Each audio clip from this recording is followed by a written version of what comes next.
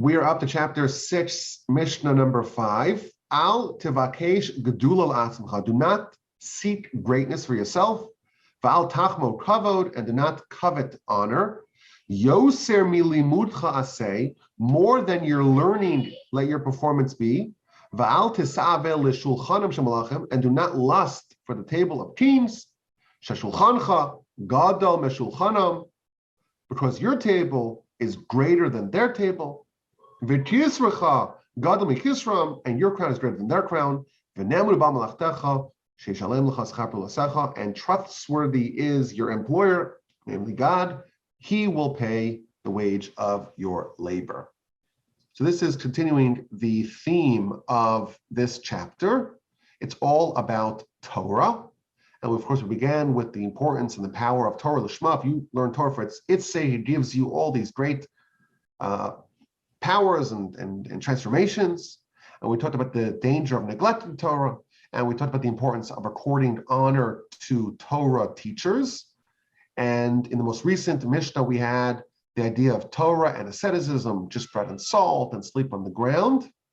And now we have Mishnah number 5, and that is to not pursue greatness and honor, to not covet the tables of kings. Your table is greater, your crown is larger, and trust God that he will deliver on his promises.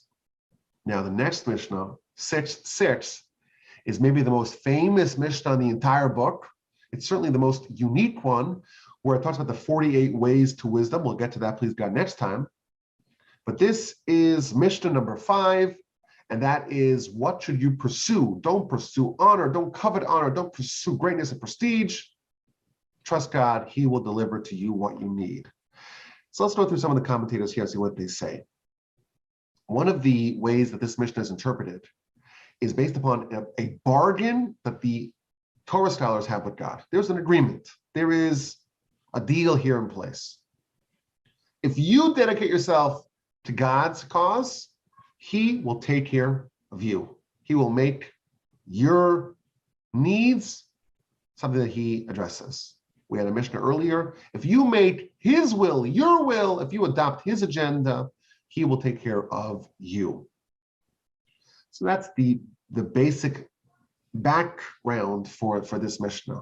If you make the Almighty's agenda your agenda, if you undertake to fulfill what he wants in this world, he'll make sure that all your needs are met. And this Mishnah is telling us the attitude that you should have. It should be passive. Don't pursue greatness for yourself. Every person has to choose what area of life they want to pursue. And this Mishnah is telling us, you choose to pursue righteousness and let everything else come your way. There's certain things that we need in life, but we don't aggressively pursue it. We say, you know what, when it comes my way, then I'll have it. And then there are other things in life that we aggressively pursue. That is our focus. And here we have guidance for the Torah scholar. Don't pursue the greatness and the honor and the prestige and to be like a king and to have everything. No, you pursue the agenda of God, and you can trust him that he will deliver upon his word. And the poster child of this is, of course, King David. And he tells us in Psalms 23 that goodness and divine kindness will chase me every day. I'm not pursuing them, they're pursuing me. What will I do? And I will dwell in the house of God for the length of my days. I'm going to sit in the house of God. I'm not going to pursue this goodness and this divine kindness, but he will chase after me. Why? Because that's the promise of God. He will not abandon those who dedicate themselves to him. And here we're warned in this Mishnah not to pursue the honor and the glory and the prestige and the greatness. Let it come our way. Another example of this is Jacob. When Jacob had nothing, he was fleeced by his nephew as he was fleeing from Esau. All he asked for, all he prayed for, was clothing to wear and bread to eat. The absolute bare necessities. That's what he pursued. That's all he wanted. In the end, of course, God sent him great riches. but he only pursued the minimum. And that's the idea. What is the focus? What are you chasing? What are you pursuing? He's pursuing the spiritual world. If you do that, you can trust God. He will deliver on his side of the bargain. He will deliver on his promise. And in the end, of course, Jacob ended up with both. There was one instance in Jacob's life where he chose this world. And for that, he was punished. And if you read Jacob's story without looking at Rashi or any of the commentators of our sages, you can't find the one instance in Jacob's life where he prioritizes the physical world over the spiritual world. And the reason is because it's only one word. It's only one word. Our sages scanned Jacob's life, scoured it from beginning to end, and found only one word that seems to imply that he pursued a life of comfort in this world. And almost all the tumult in the second half of Jacob's life was a result of that. This is Parshas Vayeshev. This is Genesis chapter 37, verse 1. The verse says, Vayeshev Yaakov. Jacob settled in the land that his parents lived in the land of Canaan. He settled down. Says Rashi, quoting from our sages, Jacob wanted peace. He wanted stability. He wanted to live without all the nonsense and all the mishagas that he had previously. Esav tries to murder him. He has to run away. He spends 20 years with Laban, and he tries to rob him at every turn, and eventually has to leave, and Laban pursues him, and after he avoids that confrontation, he finds out that Esav is coming with 400 men trying to kill him, and he avoids that, and finally he's home. It's been a chaotic couple of decades. He wants to just relax a little bit. Vayeshev Yaakov, he's settled. Right away, the anger and the wrath of the episode of Joseph descended upon him, jumped upon him. Says Rashi, and this is chapter 37. Tzadikim mevachim leisha v'shalva. The righteous, they want to sit, they want to be at ease and comfort. Amar Kodesh Baruch Hu, God says, is that what you're pursuing? Is it not enough for you what's prepared for you in Olam Haba? You want to have peace and serenity and tranquility and comfort in this world? Let's see what happens. And he might throw some of the biggest curveball of them all, the episode of Joseph and his brothers, and eventually Joseph is presumed dead, and that whole crazy story that happens to Jacob, all as a result of him choosing comfort. Again, this is Jacob judged, of course, relative to his greatness, as everyone is always done in the Torah. Everyone's always judged at their level. But this is the same idea here in our Mishnah. We have to choose what we want to pursue. And you cannot pursue both worlds. To the degree that you're pursuing this world, you are neglecting the spiritual world.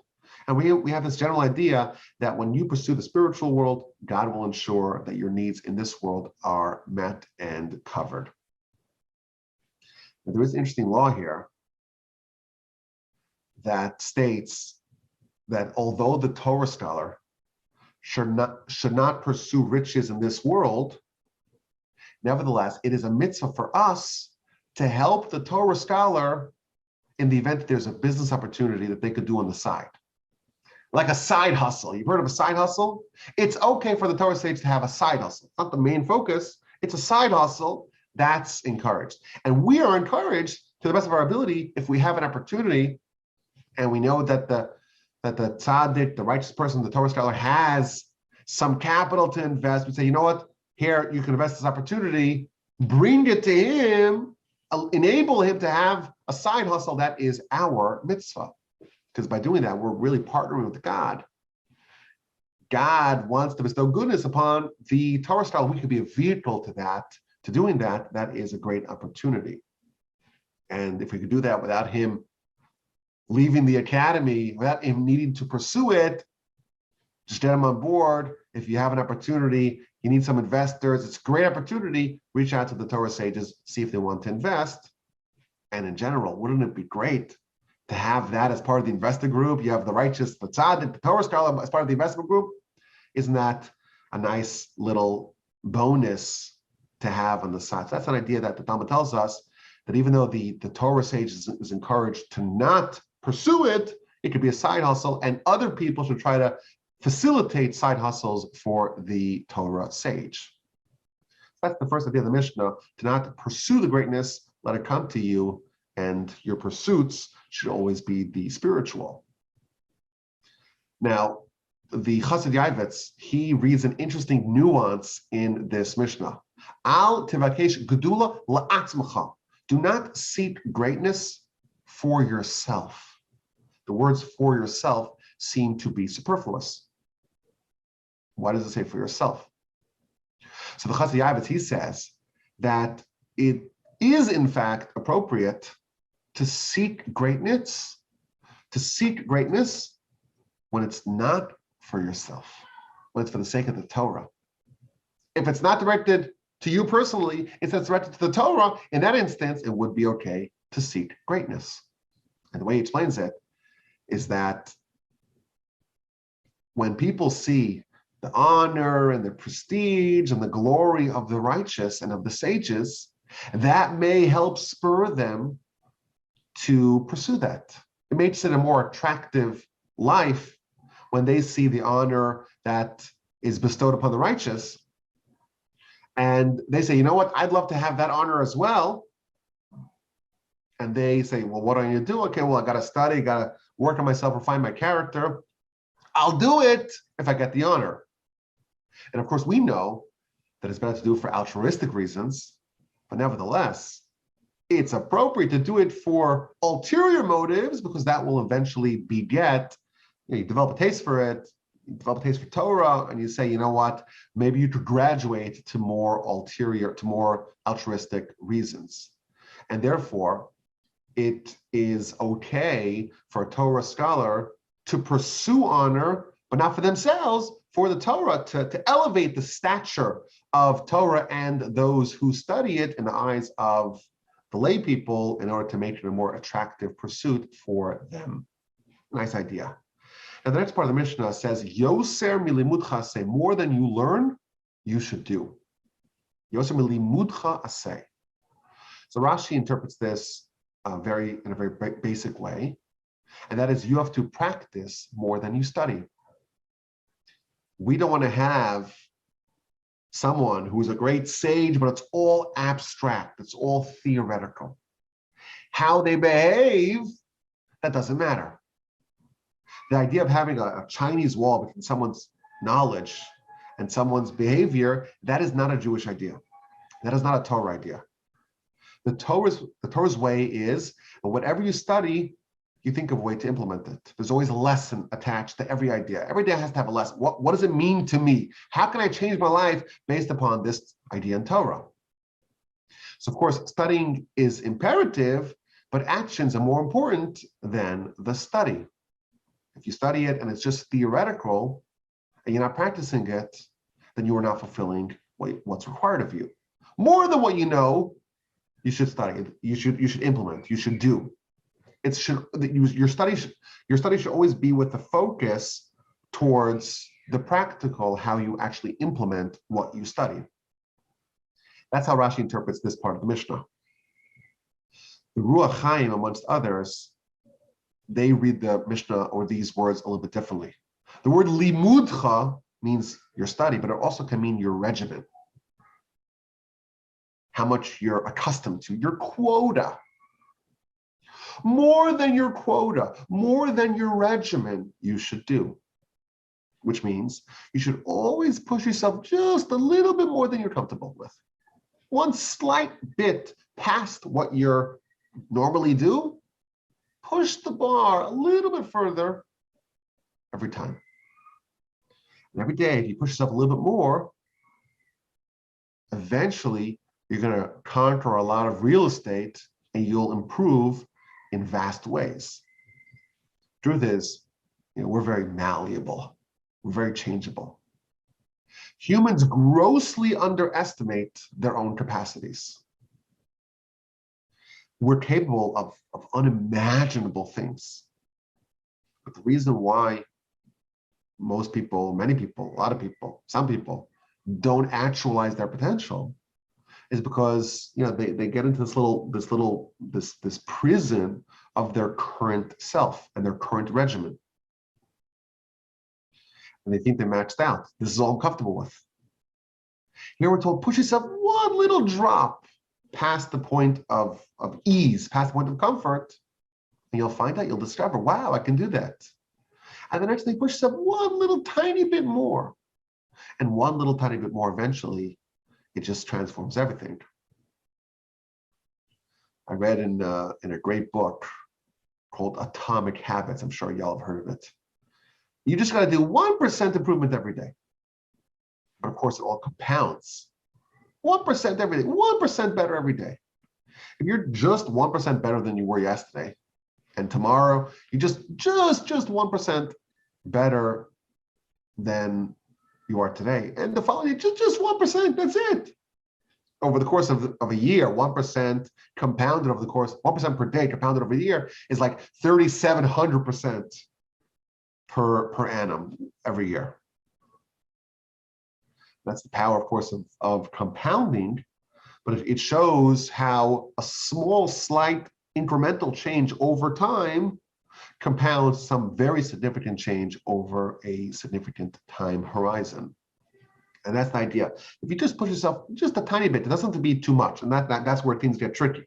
If you push yourself way too much, if you bite off way more than you can chew, not only won't you improve, you'll actually probably snap back to a much lower level than your base. But if you take a base and push yourself just a little bit more, it's more manageable, and that can be done today. If you try to jump, 10 runs, you'll topple down to a very low point. And that's the skill, so to speak, of constructing a plan of self-transformation to know how much you can push yourself in a safe environment, in a safe way, that eventually it will accrue and it will compound, and you will have a vast leap over a period of time. So this is a beautiful idea from the Ruach Chaim. And then the final idea here, this is also I want to share courtesy of the Ruach Chaim. Don't covet the tables of the kings. Your crown is bigger than their crown. Your destiny, your role is greater than theirs. Your table's bigger than theirs. Don't pursue a smaller table. What does this mean? So I want to read you his piece here. He says, and this is, over the course of our study of Pirkei Avos, of Ethics of the Fathers, this commentary, I've kind of grown more fond of this commentary over time. It's really wonderful, amazing commentary. A Ruach Chaim by Rabbi Chaim Volozhiner, author, of course, of the Nefesh Chaim as well. The founder of the first modern yeshiva, the great yeshiva in Volozhin. So he passed away in 1821. So he lived about 200 years ago. He says, the Yetzer Hara seduces man to try to focus on this world, the crown and the table of greatness in this world. And the argument that the Yetzer Hara says is, after all, the rich people, they're able to purchase Olam Haba because they give charity and they have a great time in this world. They have everything. They have greatness in this world, greatness in Olam Haba. They have it all. And therefore, you should do the same thing. Don't waste your time in the academy, in the study hall. Instead, pursue their path. As a response to this, our Mishnah says, don't covet the tables of the rich people in this world, because your table is bigger than theirs. Why? Because the money will pay people with respect to their difficulty. The more difficult it was, that is the result of their payment. And therefore, if you choose a more difficult path, you will end up with a greater reward. Your table will be larger than theirs. Your crown will be greater than theirs. And in Olam Haba, interestingly, he tells us, in Olam Haba, there's going to be competition. The table that you have that's being referred to in this Mishnah is referred to the table in Olam Haba. And the size of someone's table is relative to how hard they have to work to achieve that. And every person will be able to witness all the other people in the spiritual world, and everyone will be singed from the canopy of their fellow, meaning that there's going to be competition. you will be able to look at everyone else's table and see whose table is bigger. And then, as a side note, he explains that the Talmud talks about the righteous in Olam Haba, and it says that their crowns are in their heads, not on their heads, in their heads. Why? Because what you earn in this world, the crown and the table and the canopy that you're earning in this world for Olam Haba, for the afterlife, that is yours, and that cannot be removed. That's the lesson of this Mishnah number 5 of chapter 6. What should we pursue? We have a choice. We have a choice. What we do with our time, what we do with our talents, what we do with our money, with our resources, with our skills. We're given a finite amount of resources, and we have to allocate those resources. And that is the most important choice that we have in our lives. What are you going to invest in? And there are 2 worlds in general that we can invest in. One world, we know for sure that our tenure here is not going to be forever. We have another 20 years, 50 years, 100 years, whatever it is, it's fixed. The spiritual world, Olam Haba, is permanent, is eternal. We are, of course, deluded to thinking that this world is the world that's worthy of our investment. And of course, if you think about it logically, it doesn't make any sense, because our tenure in this world is fixed. It's just, 10 years, 20 years, 100 years, 120 years. We don't know how long it's going to be, but we know for sure that it's not going to be eternal. And we have the specter, the prospect of an eternal world. It doesn't make sense. It doesn't make sense to favor the spiritual world. It doesn't make sense to favor the temporary world and to neglect the spiritual world. And that is the real tension that's underlying the conflict of life. This is what it's all about. The Yetzer Hara is designed, the job description of Yetzer Hara is to get the foolish person to prioritize the temporary over the permanent. And the job of Torah and our soul on the other side is to get the person to focus on the permanent and not just to waste their time on the temporary. And we have a promise. The Almighty says, if you focus on my world and the permanent world, I'll make sure that your needs are covered in this world. I was a child and I got old and I never saw a righteous person wanting. Of course, we say that in the blessing that we say after we eat. The Almighty promises, you can trust him. He promises he won't leave us hanging. He'll make sure that even in this world, our needs will be met. And in fact, we can pursue the bare necessities that we can pursue. Even the righteous can pursue that. But the second we make a focus on this world as a priority on its own, and we neglect the spiritual world, we're making a very poor choice of favoring the temporary over the permanent. And again, I want to remind you that the next Mishnah is the most unusual one in the book. 48 ways to wisdom. There are 48 different ways to acquire Torah, and I'm really excited to dig into that in our next episode. I'm looking forward to doing that together. As always, my address is rabbiwolbe@gmail.com.